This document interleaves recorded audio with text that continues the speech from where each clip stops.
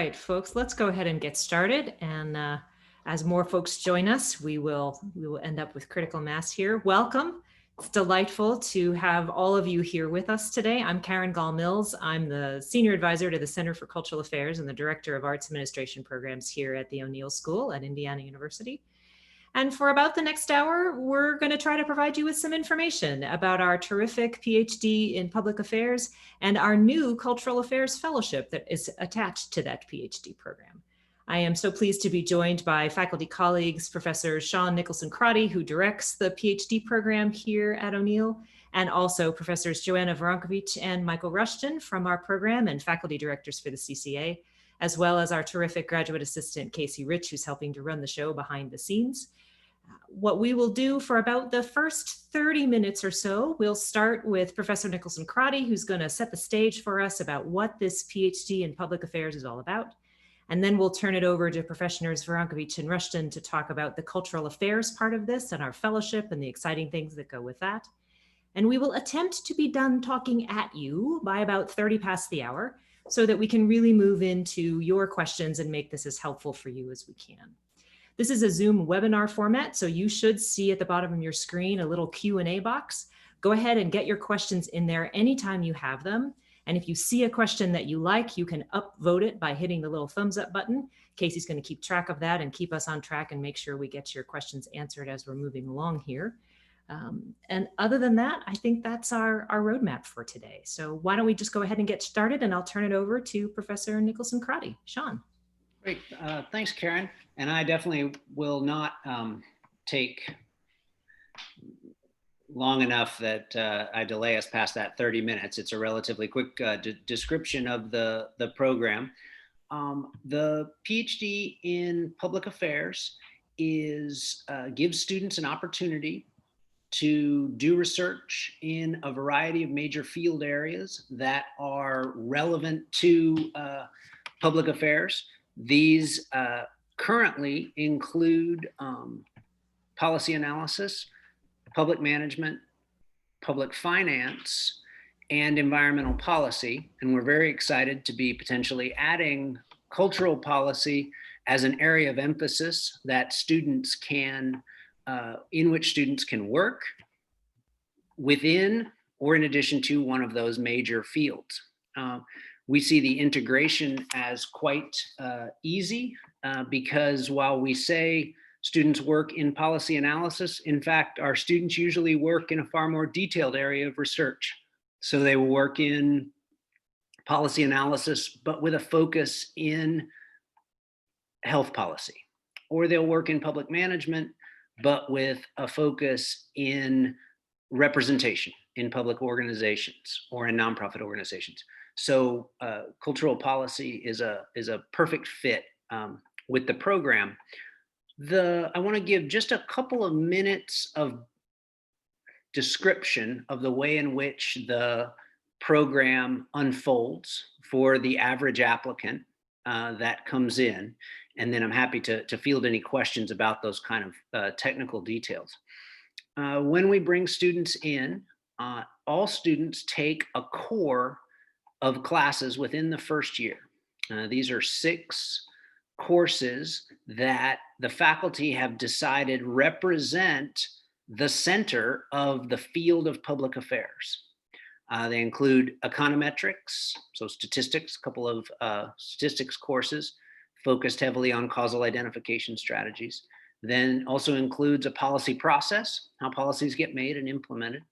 Organizational behavior, which digs deep into how public and nonprofit organizations run on the inside the black box, how people are motivated and empowered to work within them. And a research design course, because the PhD is at its heart a research degree. The only reason to undertake the degree is because you want to produce original research and you want a career that is centered around that pursuit.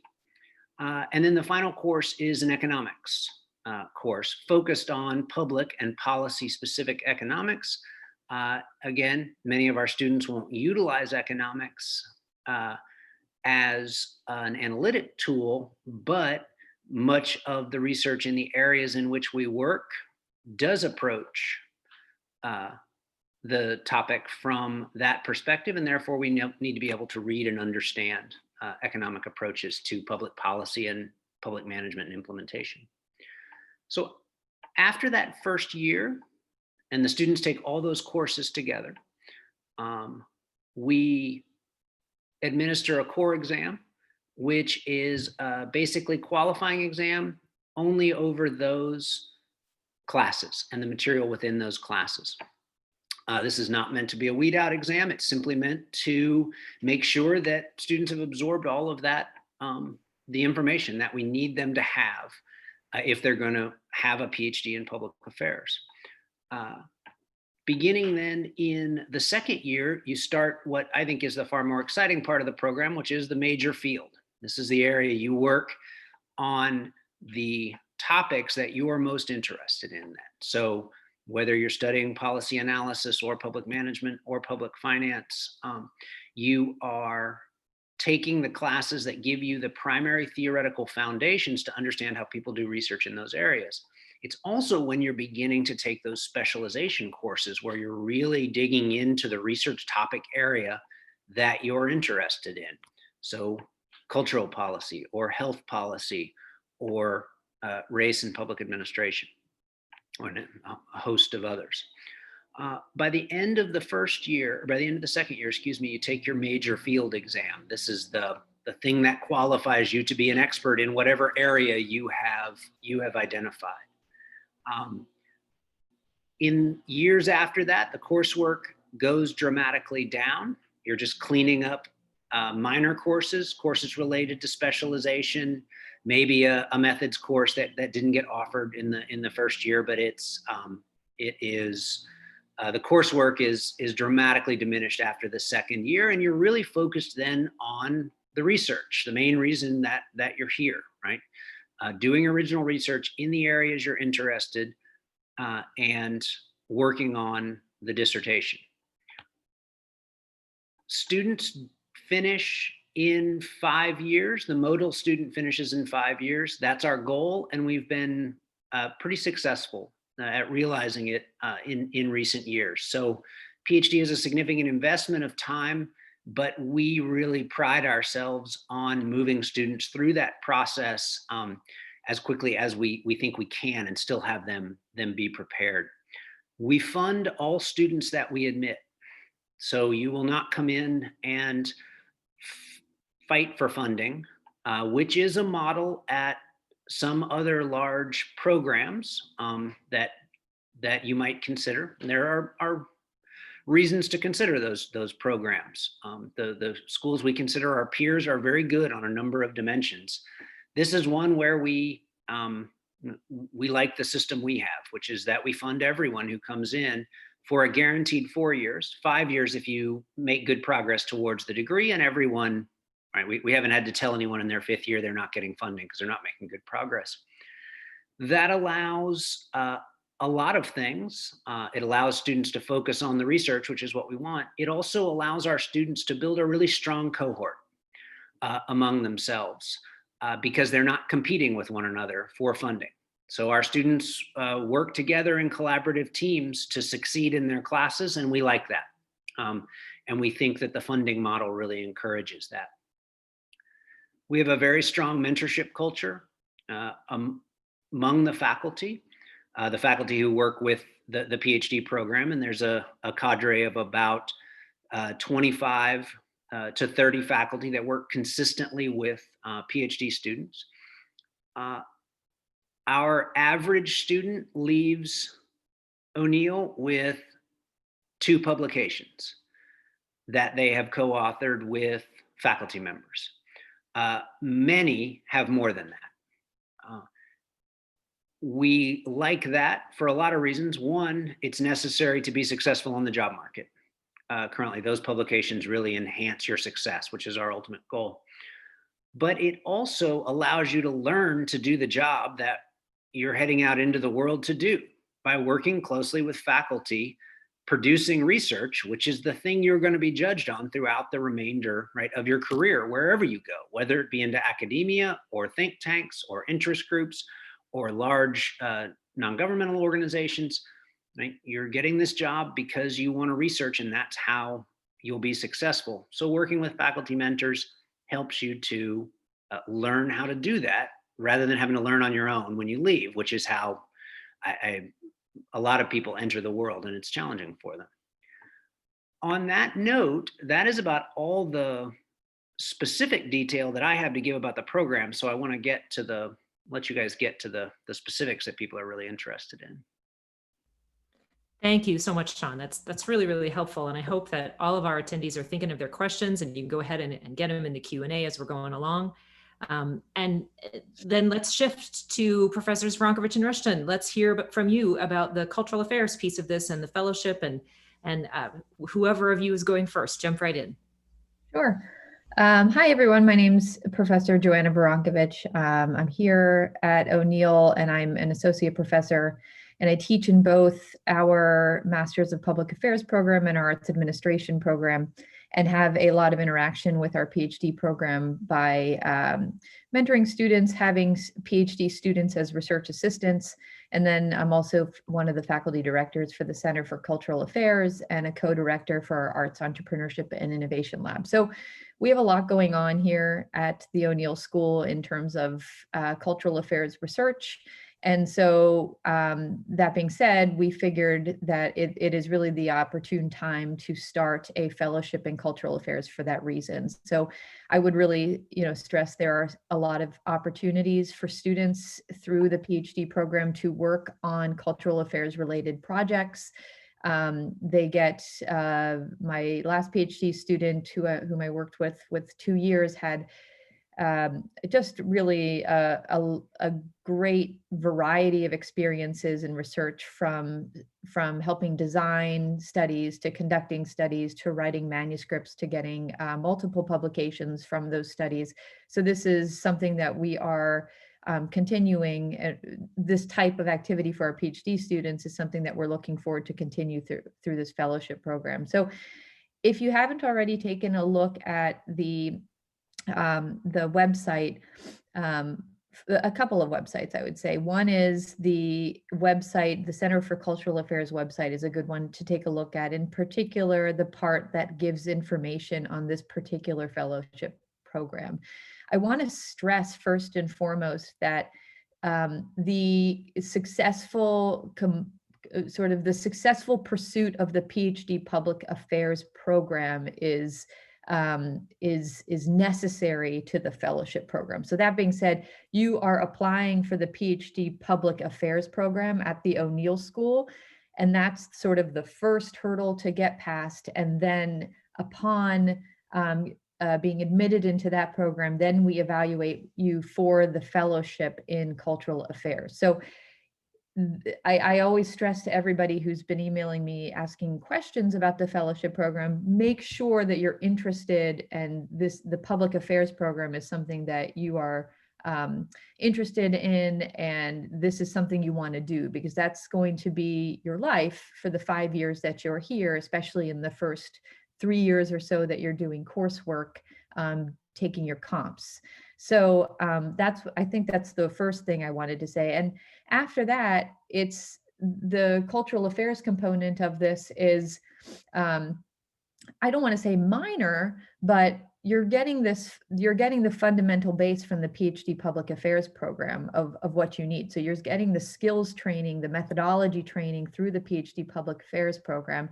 And then on top of that, there is a seminar in cultural affairs that the fellow would take, and also courses that are currently in the Arts Administration graduate program that are going to be tweaked a little bit in order for a PhD student to take those courses and to be challenged enough in those courses. So that is all of that information is on our website.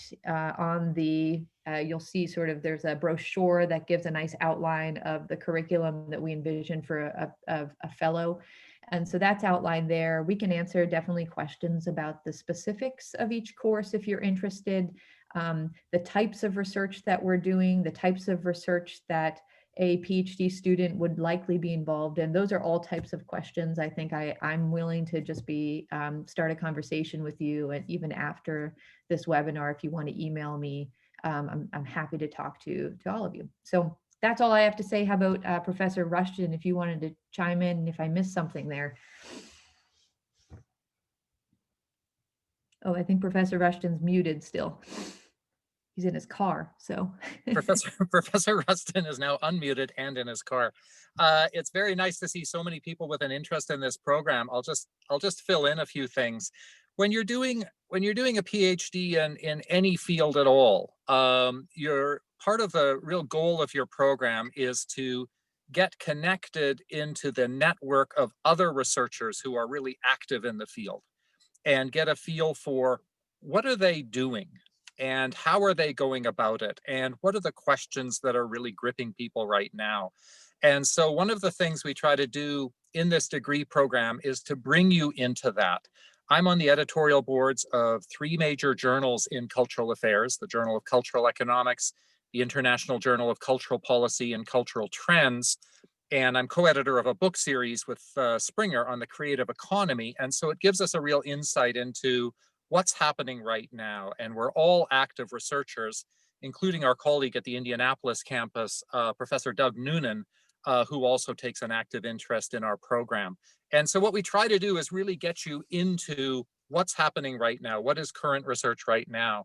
So the seminar that we have in cultural affairs at the doctoral level it gives you sort of a bit of a feel for the classics in cultural affairs, but also very much wants to emphasize in the year 2020, in the year 2021, what are people doing, and what is the current state of research on artists' careers, on artist consumption, on new technologies and how that is impacting the arts, on the arts and neighborhood and urban development. And here I'm picking subjects that we happen to have a lot of expertise in.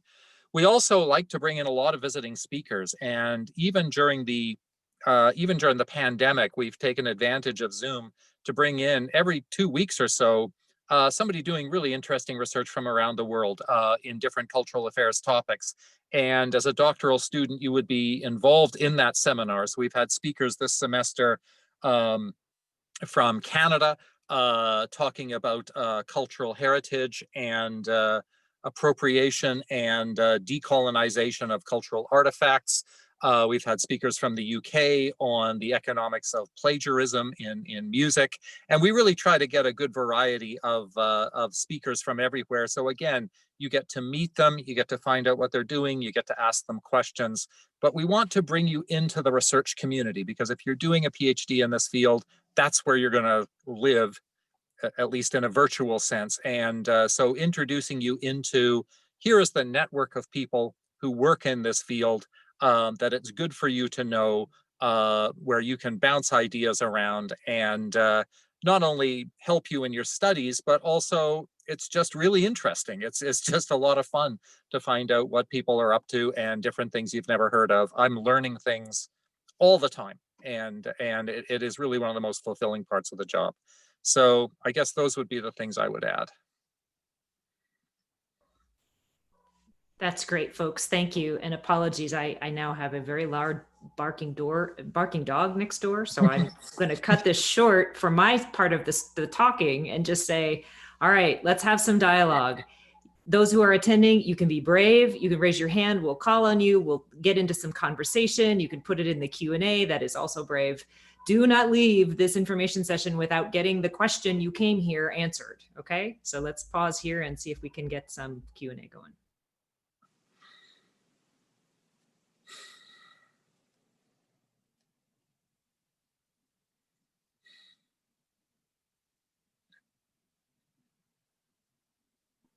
I should note that I'm also happy to answer any just general questions about the program or the major fields or those types of things. So if you have those questions, please don't hesitate to raise them.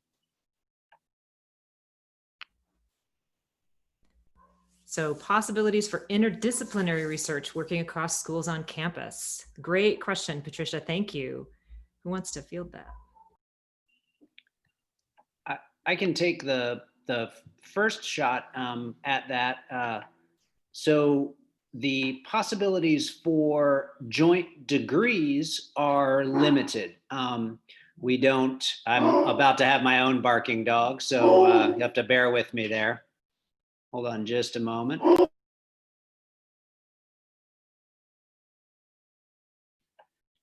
She's really old and didn't listen that well when she was young. So the ability to get a degree between two units is limited because organizations like Indiana University aren't as flexible in those situations as we might like them. The opportunity to draw on expertise from other units in Indiana University or at other universities around the world is extensive. We regularly have students regularly have committee members from other schools and departments that contribute specifically to their research interests, and where we at O'Neill, the faculty at O'Neill, either need or want some augmenting of the expertise we have. My PhD student graduated 3 years ago now, had a committee member from a Danish university as an outside member, because that individual brought a specific expertise and the student had formed a relationship with that person. So those types of arrangements at drawing in people from other universities or other nations is also possible. We encourage inter and multidisciplinary work among the students. The faculty do a lot of it, so it's relatively easy to encourage students to do it. At the end of the day, however, I will add this caveat, for all of its reputation as being progressive and liberal, academia and the career paths it feeds can be a little conservative sometimes in what they expect from people. And that is that you do go out and apply for jobs in a pretty siloed world. So one of the things we also encourage our students is to augment your reputation in a particular field through your interdisciplinary work, right? Because you will go out on the job market as person X, a cultural affairs person, a policy analyst, a public management scholar. And you need to, and that's how the jobs will be written. And you need to sell yourself often to those people. But having done significant interdisciplinary and multidisciplinary work really oftentimes sets your application apart from other people who maybe are far more traditional in their approach. Thanks, Sean. That's, I think, great advice too. And I would also say, the role of your committee, so this is once you get to the dissertation stage, which know that you don't really jump into a PhD and start doing research immediately. I mean, you might do it sort of on a small scale, but you really do learn how to do research through your methods courses. But that being said, I would say there's a responsibility of your committee chair to sort of guide you in the right direction in terms of what type of research will serve you best in your longer term goals for getting a PhD. So if you are, one of the main goals of getting a PhD, and I think this is probably true amongst all of our PhD students, is getting a job in academia as a professor who does research, so a research line job. And, there, like Sean said, there are these very specific kind of hoops you need to jump through in order to get to attain those goals, and your committee members know what those are, and so hopefully they guide you in the right direction, that you make the right choices in putting together your research question and who's on your committee, et cetera, et cetera. So I would also say that. I would add just one thing to this. If you look at just what people actually do in cultural affairs, you will see that at its heart, it's an interdisciplinary field. And so in my own work and in my own syllabi for teaching of courses, you'll find works from sociology, political science, economics, psychology, philosophy, law, management, urban studies.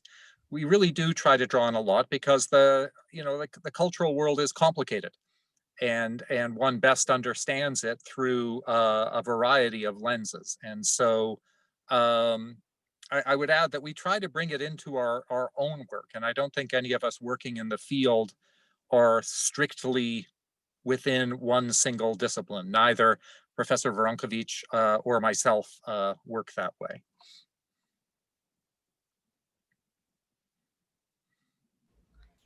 So we've got a couple of things that are coming up in the Q&A, and let's see if we can address the first one here, which is about international students. And we know that there's been tremendous international response to this program, so we're grateful for that. But let's talk a little bit about the funding that's available for international students. And this specific question is about, can I stay in my home country and do my research here? I don't know, Sean, if you want to start with that one and go on from there. Yes. So the funding profile looks the same for international and domestic students. We, with admission comes stipend each year, summer fellowship, full fee remission, and well, minus a set of fees that were, small set of fees that were currently unallowed, not allowed to remit to students, but almost full fee remission, and health insurance. Those, in order to earn those, you'll work as an RA for the first 2 years, and as an AI, associate instructor teaching your own class in the last 3 years, unless you buy yourself out of a course with grants, which a decent number of our students do in their last year. Moving on to the second question of whether you can stay in the home country or not live in Bloomington, the answer is no, unfortunately. We are a fully residential program. Now, in the current environment, we are completely online, obviously, like everyone. And I think there's a decent possibility that we will be online at the beginning of next year, unless something changes dramatically. But for 2 reasons, we do not allow students to be completely remote. One of those is that under normal circumstances, we really believe that success is enhanced by being here. When we're all in the building, the PhD students have a lab in which they work. It's a big office where we set up computers for the students. They have space to keep their materials and their personal items. There's a small kitchen in there. It's a place where they can both meet, form relationships, collaborate, but also do work.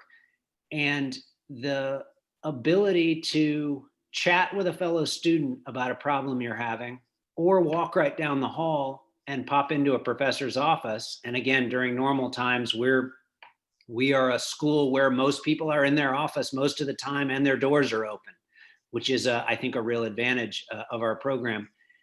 The benefit to you as a student of being able to take advantage of that proximity, it's hard to overestimate. The other reason why we don't allow people to take the program remotely is that we are unable to fund you if you are remote. The university does not allow us to pay students through an SAA contract, which is just the type of relationship that we have with students, the type of contract that we have with them, if they are not in the country. And so since we fund all students, we're just not able to fund students that don't work here that aren't residential. It's really helpful, Sean. And let's move to combining a couple of questions, one from the chat and one from the Q&A, about how heavily research from previous undergraduate and graduate programs is weighed, strengths from a portfolio when you're weighing the admission into the PhD for public affairs program, and also the skill sets that you're looking for in students coming into both the public affairs PhD, but then also as we get into the fellowship question. And maybe, Sean, you take the first crack at that, and then Joanna, does that make sense? Absolutely. I am going to ask for just a quick reiteration. I lost you for a decent amount of that. So I heard research from undergraduate and master's programs. I'm going to turn off my video for a minute, and that'll help my internet be more stable here. There you go. Yeah, research from graduate and undergrad. How much is that? How much of that? How is that weighted when you're considering applications? What kind of portfolio work is a strength? What kind of skill sets are a strength for students coming into both public affairs and then the cultural affairs piece? Perfect. So for the public affairs piece, we do value research experience, and it works its way into the application in a couple of ways. The two pieces of the application that we weight most heavily are the personal statement and the letters. In the personal statement, we are very, very interested in knowing that you know why you would come get a PhD, and that is that it is a research-focused degree, right? And that you have some idea, though you are certainly not wed to what you write in the personal statement, about the type of research and the area in which you want to work. Obviously, all of you have some idea. You wouldn't join this type of call if you didn't.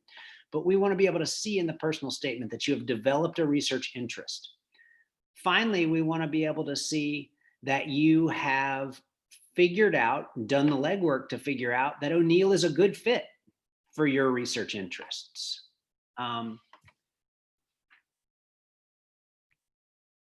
And having previous research experience makes you better at doing that, at articulating your vision for your own research moving forward, your area of interest, and the fit between you and O'Neill.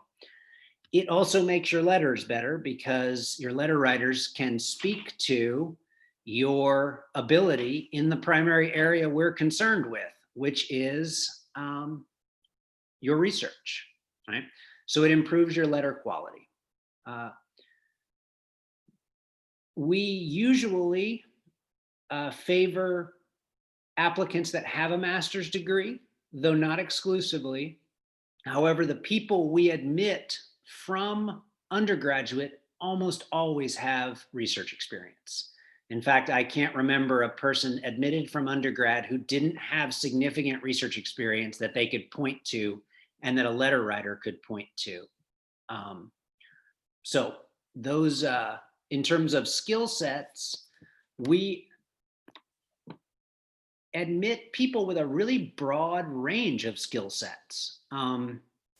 We are, with that said, however, we are a quantitatively oriented program. And so we need some assurance that you have a minimum set of mathematical skills that will allow you to succeed in 2 econometrics courses and an economics course that are in our core. We have math boot camps in the first summer before you come, and we have institutionalized tutoring mechanisms built where we hire students each year to tutor first-year students who need a little help with those courses. So we have a lot of alternatives for students that need a little bit of help getting through those classes, but we are looking in the applications for students with background or at least sort of a proclivity for the types of sort of quantitative skills that it's going to take to be successful in the program. Once you get through those classes, you are not required to do a quantitative dissertation in any way. We have students that write qualitative dissertations. We have students that write mixed methods dissertations. So it is not that we will expect you to be an econometrician in your own research, but it is something we believe it's a skill we believe it's important for you to have when you leave here. And so we're going to look for that, at least to some degree, in the application.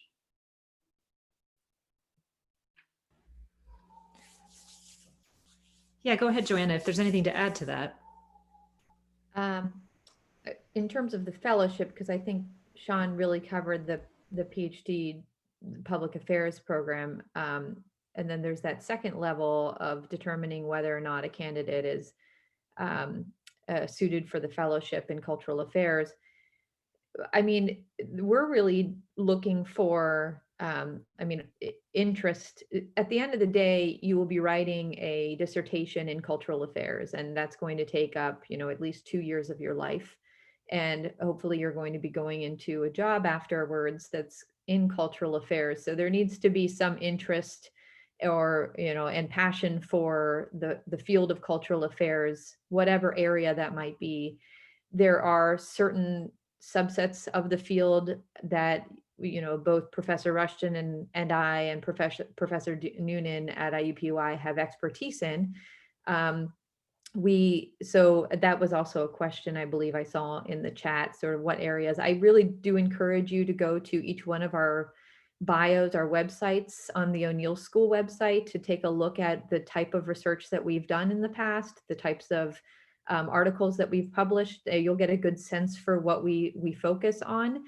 That being said, I think all three of us have significant training in methods, and we're able to guide a PhD student in even if we don't have direct expertise in a subset of sort of an area of cultural affairs, we are able to guide a student through that area nonetheless. So if we definitely, welcome a student who has the similar interests that we do, but at the same time, if your, I say, research interests don't line up directly with what I, for example, research, which is at this point in time, artist labor markets and cultural entrepreneurship, I still would encourage you to think about what kind of relevance you might have to both, to either, my research areas and interests, Professor Rushton's and Professor Noonan. So I don't know. I think that's what we'll be looking for, is really just an interest and a passion for doing research and continuing on in a career in cultural affairs. Yeah, and maybe Professor Rushton, you can speak to your areas of research interest as well. You're muted, my friend. I'm showing my age here. Yeah, I've always been interested in a variety of topics. So over the years, I've written about topics in cultural affairs like copyright, freedom of expression rules, especially when it's tied to public funding for the arts, tax policy towards the arts, especially the question of subsidizing the arts through the income tax deductions for charitable donations. That's one of my more recent pieces. Also looking at just how policy is made. So if I think of a couple of fairly recent papers, one I wrote with Professor Woronkowicz and another one of our SPIA colleagues, Tom Rabowski, on the use of performance management in the National Endowment for the Arts, both the rhetoric and the actual practice, and how they might not align exactly perfectly. I'm also currently working on a project with Professor Woronkowicz on, again, looking at the rhetoric and the actual policy decisions regarding creative placemaking, and doing a comparison of policy in the United States and in the United Kingdom. I've also written recently about the issue of the role of politics in the arts, and questions about whether arts organizations and artists themselves are obliged to take a political stand in their work. And I'm currently working on a major project in terms of what arts policy owes to future generations, not just the present one. So we've written about a lot of stuff, but it's like Joanna said, even if it's not a thing we're particularly doing right now, we've been in this field a long time, and we can steer any student well towards any topic they have of interest. The trick is you want to make sure that somebody is working on the subject so that you can have at least that sort of network. And I always advise students, there's only a handful of really big journals in cultural affairs, whether the International Journal of Cultural Policy or Cultural Trends or Poetics or the Journal of Cultural Economics. In the United States, the Journal of Arts Management, Law and Society. If your current school has subscriptions to those journals, just take a browse through the sort of current upcoming articles and past issues, just to get a sense of, well, what do people actually do in this field? And it will give you an idea of the range of topics that are out there. who is working on them, the ways people are thinking about things, and often one of the things you'll find the real variety of approaches, because there is not one way to answer any particular question in cultural policy. There's always many, and so you get a sense of just that diversity of views. So let's shift to some very practical questions now, and I appreciate seeing those in the chat, especially from Min, in talking through, walk through the process. And maybe this is to start with Professor Nicholson-Crotty, right? So the timeline of the process, we know there's a deadline in December for international applicants. There's a deadline in January for domestic applicants. But once people are in, what should they expect after their admission, after their application is submitted? Is there an interview? Do we need GRE scores? And how many students ultimately come into the program on a yearly basis? Sean, you want to get us started with that? Sure. So the committee will meet to discuss applications, usually in early February.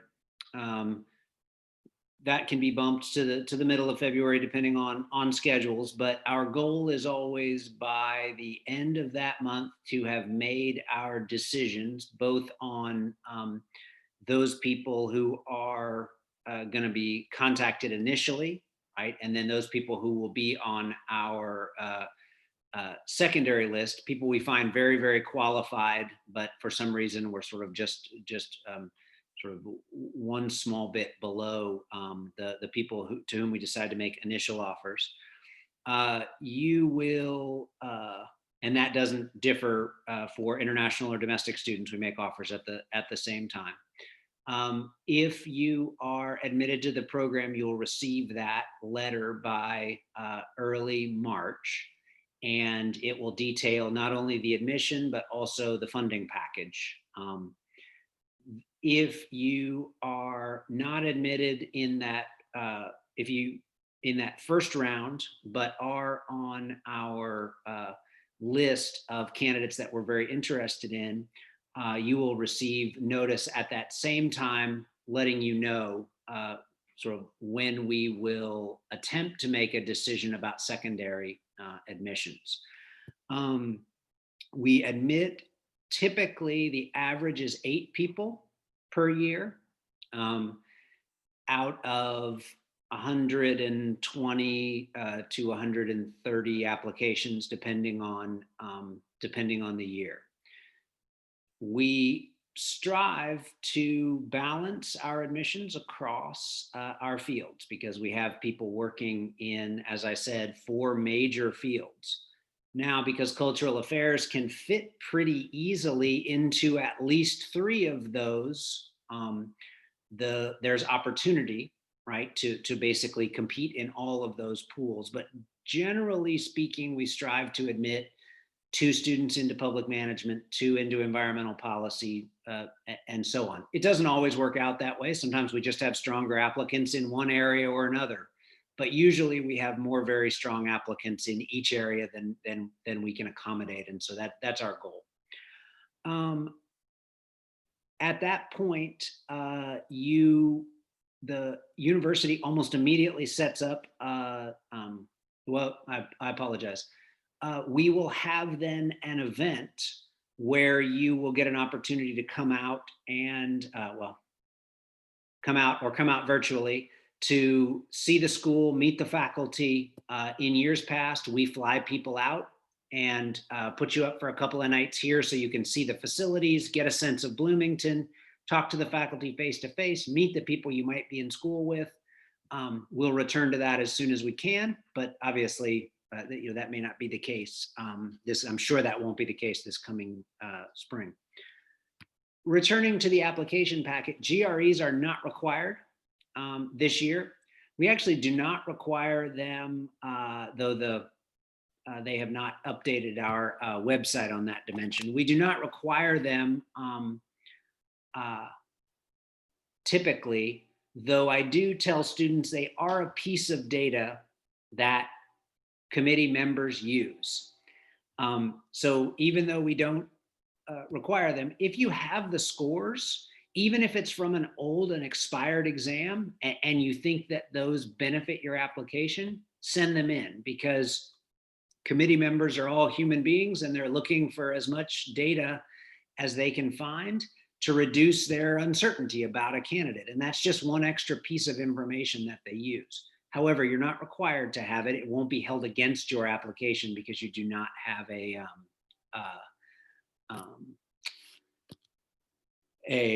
GRE. We typically require the TOEFL unless you have a master's degree from a US institution. We are awaiting guidance, final guidance from the university on what the rules will be this time. And so we will have updates on the website. If our assumption is that we will not be requiring it this year, but if candidates do not have a TOEFL, we will be looking more carefully at the writing samples as a way to try to intuit language skill. We may do a set of Zoom interviews with a final set of candidates, although it really depends on the volume of applications that we get and the sort of time constraints of the committee if we're able to do that. So I will leave off there. If you have other specific questions about kind of later after your application has been accepted and you've been admitted to the program, I'm happy to answer those as well. And another one that's along that very practical line, Sean, as far as stipends and somebody who's coming from an international destination and they're going to bring their family, they're going to bring their children, is the stipend enough that they would be able to support not just themselves, but a child? I don't know if that's a question you can even answer, but yeah, roughly? So all I can say is that the stipend is ends up being $20,000 a year. 17,000 during the semester, during the year, academic year, which is tied to either being an RA or an associate instructor, and then a $3,000 fellowship during the summer that is not tied to to labor in any way. Health insurance, which does cover spouses and dependents. We do have PhD students that, and actually a reasonable number that have brought families and kids to the US or to Bloomington if they were domestic students, and either survived on that stipend or had spouses that worked part-time. So I think it is feasible, obviously, as you can tell from that amount of money. It's not easy. It's helpful to just calibrate it though a little bit, I Sure. think. And the cost of living in Bloomington is what it is. It's not as expensive as New York City, but it's not particularly cheap either. So just something to consider. And that's something I would encourage you all to do, is look carefully at the cost of living in Bloomington. It really is cheaper than a lot of the places where our peer institutions are, but it is more expensive than the average kind of Big Ten Midwest college town, just a little bit for students, but the median rent and those types of things are a little higher. So I encourage you to dig deeply into that as you're making decisions. So as we're getting into our last couple of minutes here, I'll do one more call for questions, whether it's through the Q&A or through the chat. But to get us going and to finish out, maybe I'll ask each of our faculty to give us a little bit of provide a piece of advice to these potential applicants as we're going along. One last question here from Min about the writing sample. Do you expect it to be a research plan or the basic research phase or research steps? Anything you want to say about the writing sample that would give a little bit of advice here? I think the most successful writing samples that I can remember in application packets are a research paper. They basically show you conceptualizing a question, formulating a design, and implementing it on a topic of your interest. We're not expecting you to be a PhD candidate yet or an assistant professor. We understand that these are things you will have written as an undergraduate or a master's student, but showing us that you have conceptualized and implemented a research project that you can provide us in a paper, I think it really helps the committee to envision your success here. And Sean, correct me if I'm wrong. And you know, since this is the first year we're doing this fellowship program, I'm sure this is also just something we'll be working on together. But in terms of the personal statement, however, we're not looking for, you know, your dissertation topic or your research question in the personal statement. The way I view it, at least, is that, you know, we're looking for the potential and the interest in doing a PhD, the fellowship program in cultural affairs, but, you know, note that you still have a good 3 years before you get to the dissertation. So a lot of things can change in that time period when you're doing your coursework, when you're taking your comps, when you're developing as a scholar. So there is no need whatsoever. And I would actually, and again, Sean, correct me if I'm wrong here, but I would say that we would, you know, I would dissuade you from trying to be very specific in terms of exactly what you want to study in your dissertation, but more so really talking about your interest in, you know, a larger area, and then the potential for sort of being a PhD student in the program. And Sean, again, correct me if I'm wrong, if I said anything out of. So I would disagree a little bit in that, but agree with the general tenor while disagreeing somewhat with the warning against a specific topic.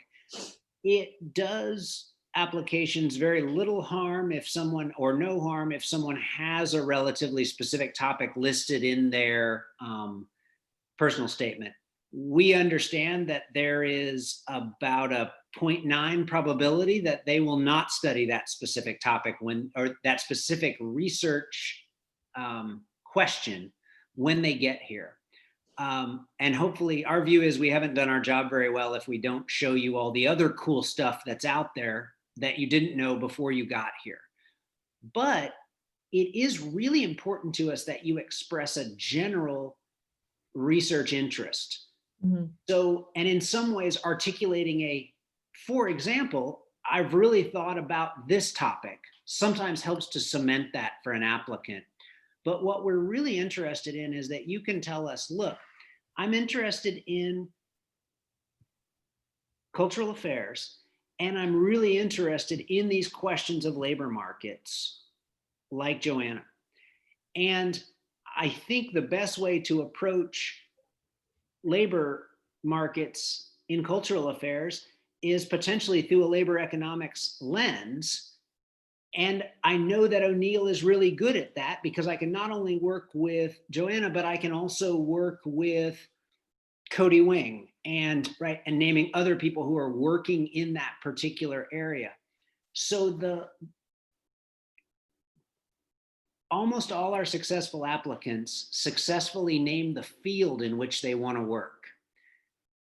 And only less than 10% of people, when they come here, switch out of that field. If you want to, if you get here and you're like, you know what, I didn't mesh with the person, the topic just wasn't as interesting to me as I thought, then great. We have people switching from a person switching fields this year, right? And it happens occasionally.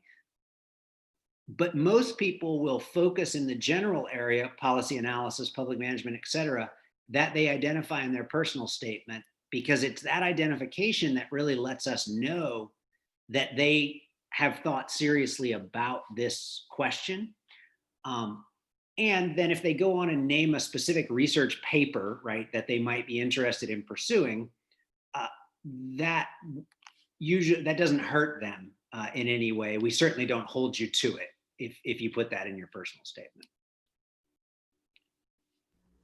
So we're just at the very end of our time here. I'll open it up to our faculty for any last pieces of advice or any comments or anything that you want to make sure to leave with this great group of participants that we're grateful for being here with us today.